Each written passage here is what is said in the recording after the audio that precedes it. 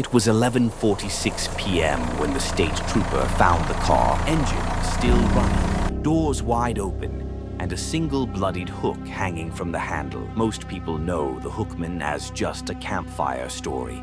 A couple parked at Lover's Lane, a radio warning about an escaped killer with a hook for a hand, and the moral about teenage temptation. But the part they never tell you is that it's based on a real murder, a case the police never solved. The story starts in 1953 in a small town called Ridgefield, Maryland. Locals used to hang out near the woods, a place they called Lover's Hollow. It was quiet, hidden, and out of sight from parents or curfews. That night, Eddie Carver, 19, parked his father's Buick under the trees with his girlfriend, Lena Hart, 17. They'd been there maybe 15 minutes when the radio crackled with an announcement. Breaking news.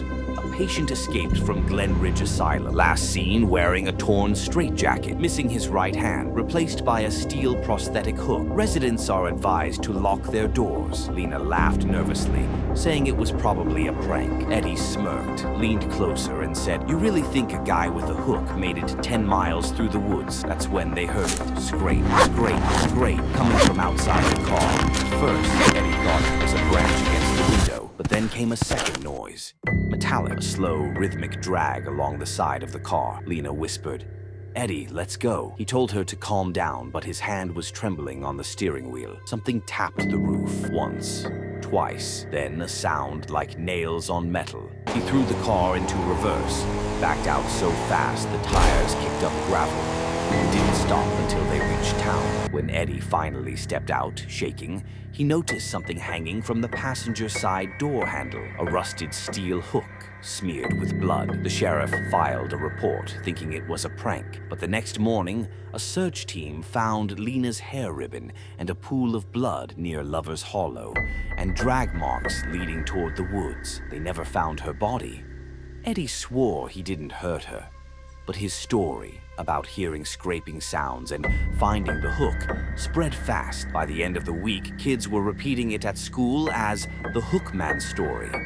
Now here's the part most people don't know. In 1987, construction crews digging near the old hollow uncovered a buried metal prosthetic arm, fused with rusted straps and bone fragments. Police records confirmed that in the 1950s, Glenridge Asylum did, in fact, lose a patient matching the description, Harold P. Mason, a former butcher who lost his right hand in an accident. He'd fashioned himself a steel hook and was institutionalized for murdering his co-worker in 1949. Mason escaped on June 7, 1953, the same night Lena Hart disappeared. Locals say if you drive down Ridgefield Road after midnight, you can still hear that metallic scrape trailing behind your car. And every few years, someone reports seeing a figure limping along the tree line, dragging something behind him. Here's what chills me the most. The hook from Eddie's car, the original evidence, was kept in the county archive. Last year, a flood destroyed most of the evidence room. When they inventoried what was left,